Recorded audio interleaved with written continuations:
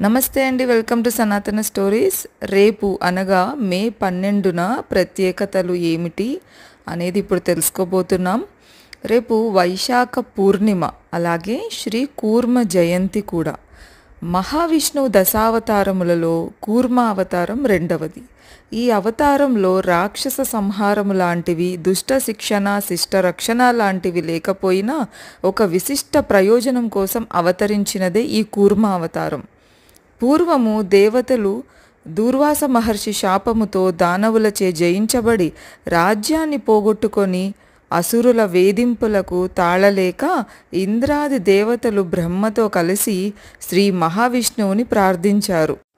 కరుణాతరంగుడైన శ్రీహరి అమృతోత్పాదన యత్నాన్ని సూచించాడు. ఆ మేరకు ఇంద్రుడు దానవులను కూడా సాగర మథనానికి అంగీకరింపచేశాడు.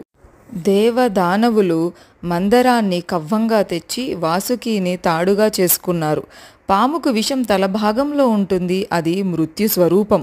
రాక్షసులు తామసులు తమస్సు పాపభూయిష్టం, దాన్ని అణిచివేస్తే తప్ప లోకంలోనైనా మనసులోనైనా ప్రకాశం కలుగదు.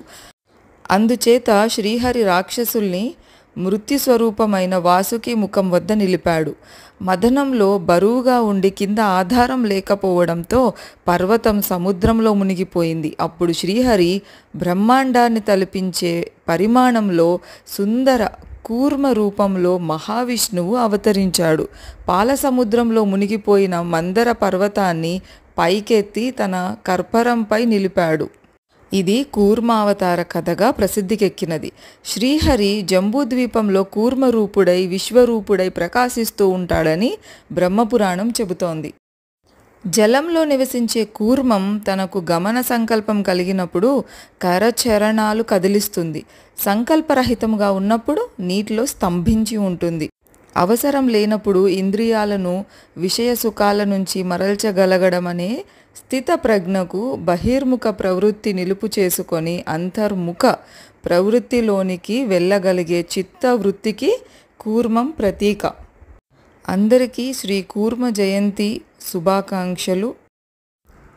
అలాగే శ్రీ వైశాఖ పూర్ణిమ లేదా బుద్ధ పూర్ణిమ శుభాకాంక్షలు తెలుపుతూ సర్వే జన సుఖినో భవంతు. ఈ వీడియో కనుక మీకు నచ్చినట్లయితే లైక్ చేయండి, మీ ఫ్రెండ్స్ అండ్ ఫ్యామిలీతో షేర్ చేయండి. అలాగే సనాతన స్టోరీస్ పేజ్ని సబ్స్క్రైబ్ చేసుకోవడం మర్చిపోకండి. ఇలాంటి మరెన్నో సనాతన స్టోరీస్ మిస్ అవ్వకుండా చూసేయండి.